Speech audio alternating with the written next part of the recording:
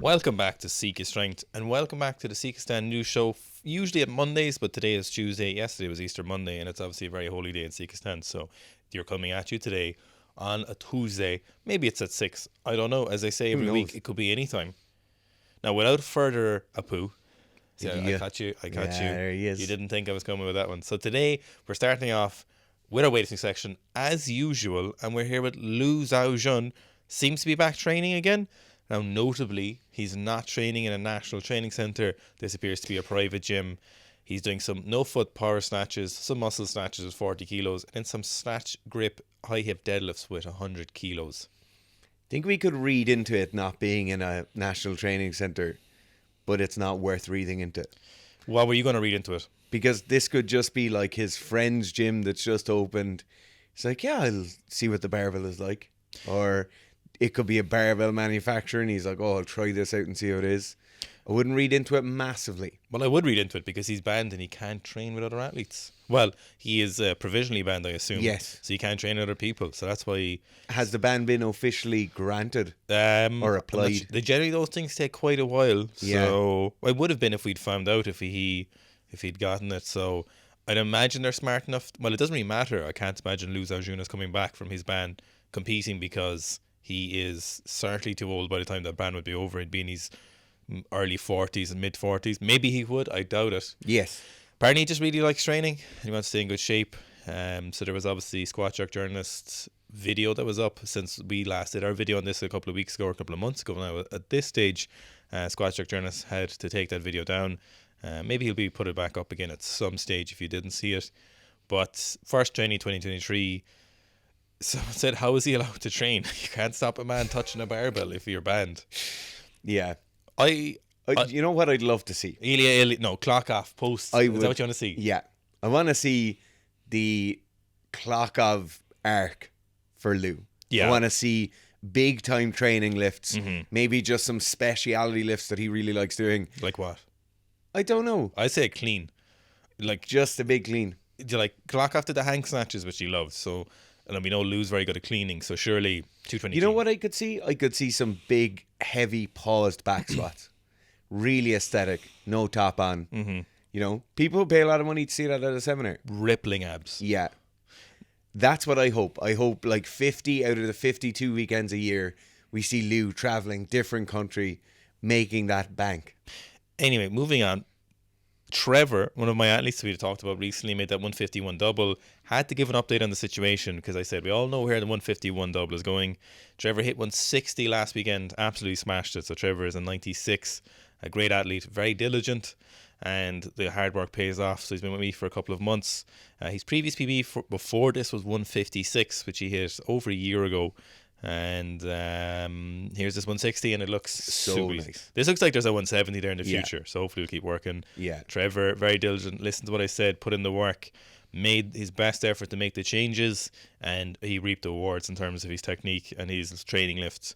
160, huge milestone. I will say as well, his technique continues to improve. Yeah, there's still a lot of work to do. Yeah. A little bit of technical breakdown on this 160, specifically the American arm bend. Yeah. Which we will endeavour to get rid of. A lot of work to do in his clean and jerks as well.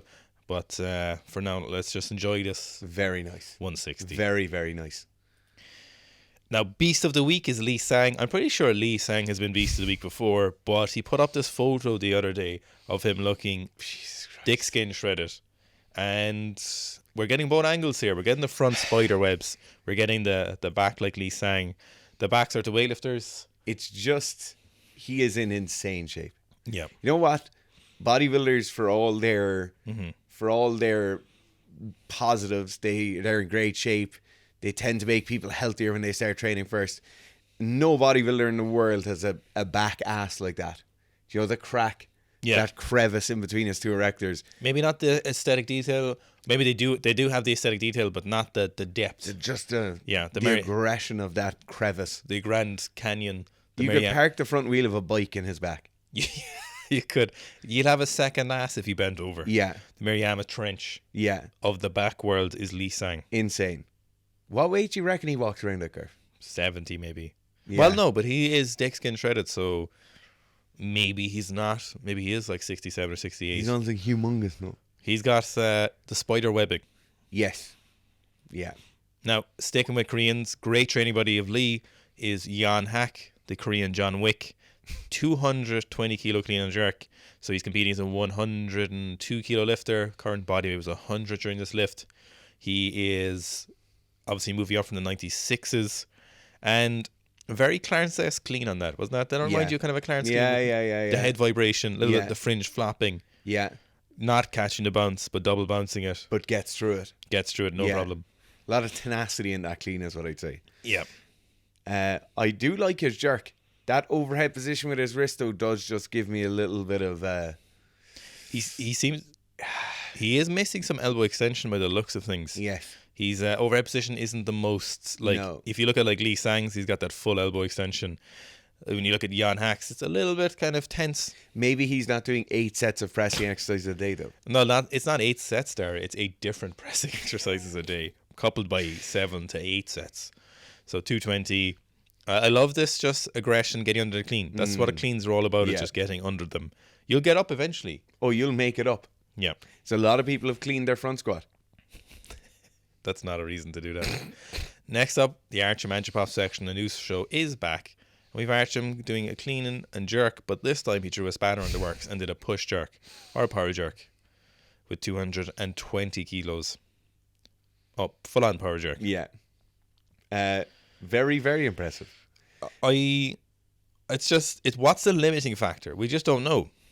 You know, when you look at Artyom and you look at Yeon Hak immediately before him, there's a completely different level of explosiveness and power in those cleans. But both equally... They both clean 220 kilos. Yeah. Very impressively on both. Yes. But just very, very differently. When I look at Artyom clean and jerking, I see an impending elbow issue.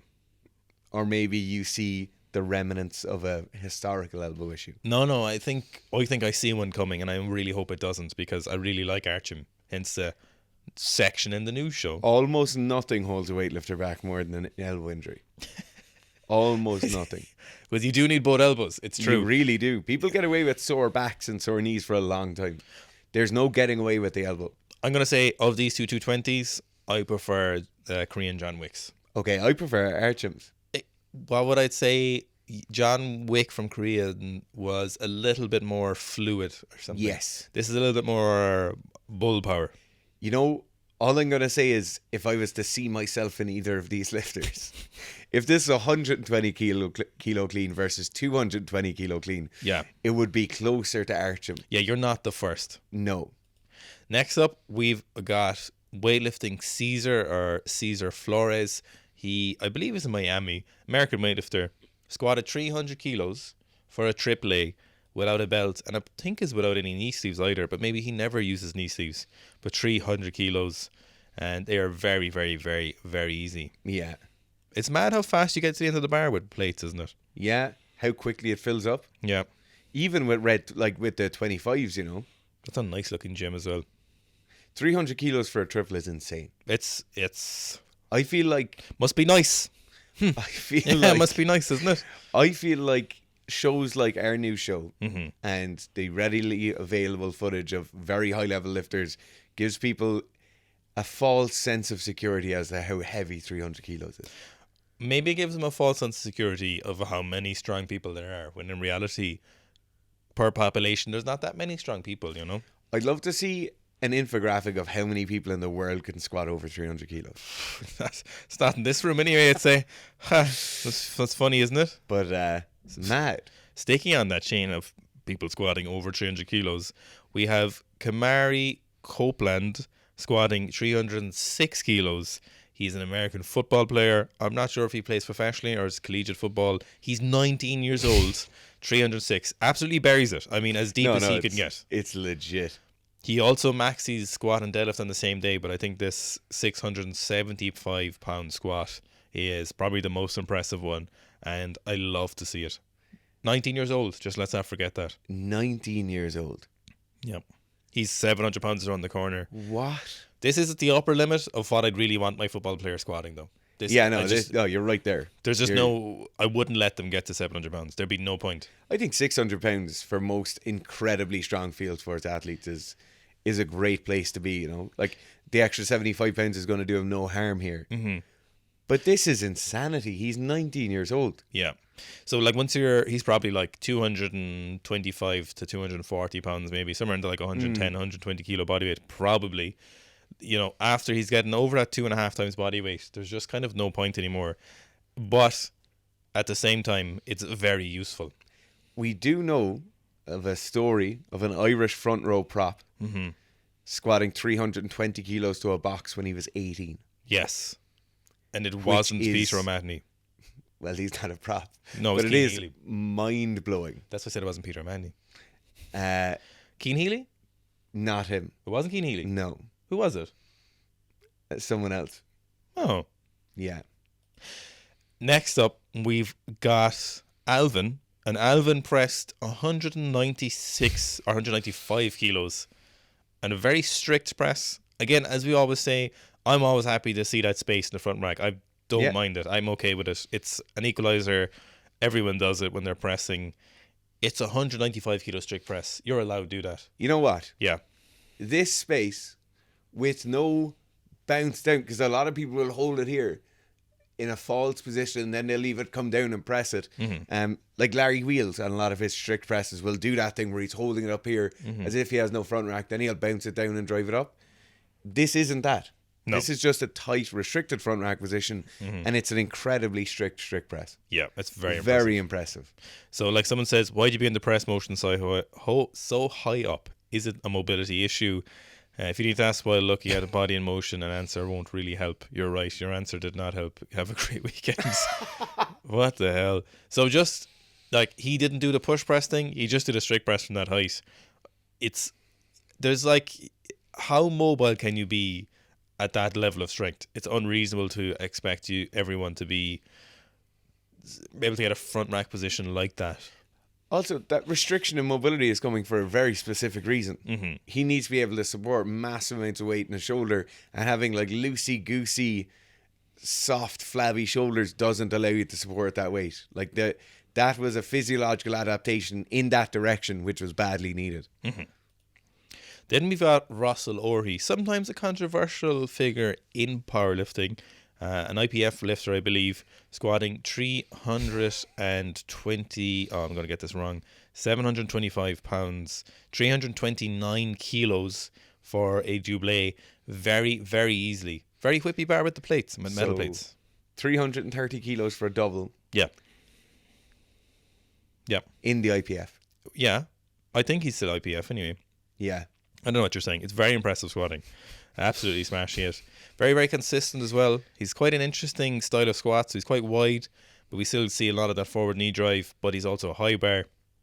So very, very impressive. I think that's his gym as well. It's a lot of IPF lifters are squatting like that now. He is controversial in terms of the fact that he competes in IPF, and a lot of people are skeptical. I wonder where that controversy comes from, Owen. I don't know. All I'm trying to do is enjoy these nice squats, and you're just throwing shade left, right, and centre here. And there's just this nice man trying to do some nice squats, and he's trying to squat, I don't know, 800 pounds or something. 330 kilos for a double. It's very impressive. That is insane. He's a unit as well.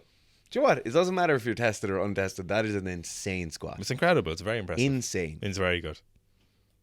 Now, I'm going to have to top that last one, though, because here we have Hagen Henderson absolutely burying 365 kilos in some random gym by the looks of it. Just absolutely as deep as he can get with this. 805 pounds. 23 years old. Sickening. Very good. Incredible lifting. They all do the weight after for that command signal. You got to practice as you would, you know. That is insane. I love how aggressive he gets into the bottom. Like his descent is just maximum speed on the way down. Now, it's working for him. Yes. He's a big lad as well. I wonder what his body is. Either. He must be wearing a belt. I don't think he is. I think he's doing a sneaky. There's a belt, yeah, I can see it. Do you reckon it's a sneaky belt under? It's a sneaky. He's doing a U on it. Yeah, he's doing a sneaky belt underneath. The Dara Fitz tucked belt special. 800 pounds. 805 pounds. Very impressive squat. That is unbelievable. Now, next up, we're still on the squatting bandwagon. And we've got Hafthor squatting 420 kilos in his powerlifting prep. He's currently 177 kilos with abs. The squats just keep... holy shit. Yeah, make it a full of 420. Oh my God. 420 blaze. Yeah. He seems to just have a gym just to train with his mates. What? We have to watch that again. That is insane. Yeah. Sometimes Hafthor squats look a little high in training, but this one doesn't. It looks like his hip crease is below parallel. Just that speed is insane, though. Yeah, even a half squat at 420 that fast is stupid. Yeah. He's such a talented athlete, in fairness to him. Yeah. Like when he went and did boxing for that year or so, his boxing came out, it looked like someone who was relatively decent at boxing in terms of like they hadn't spent a whole lot of time. You know, he put himself into it. Obviously, strongman very good. He looked like a boxer who could do strongman. Yes. Whereas I think Eddie looked like a strongman who did a bit of boxing. Yeah, I was trying to do a bit of boxing. Yeah. Yeah, incredible. 420. And that same prep, he also did a 380 kilo deadlift. Obviously, Thor is famous for, I suppose, the heaviest official comp deadlift with 501 kilos, which he did in this gym as well. So 380 here. So he's obviously, where everyone was kind of wondering, was he ever going to do strongman again? Probably was going to do it because he didn't want to gain that much weight and didn't want to get that heavy again. But he's kind of in that order of magnitude again, where he's certainly very, very heavy again. So 177. Yeah. I think he topped out at like 205.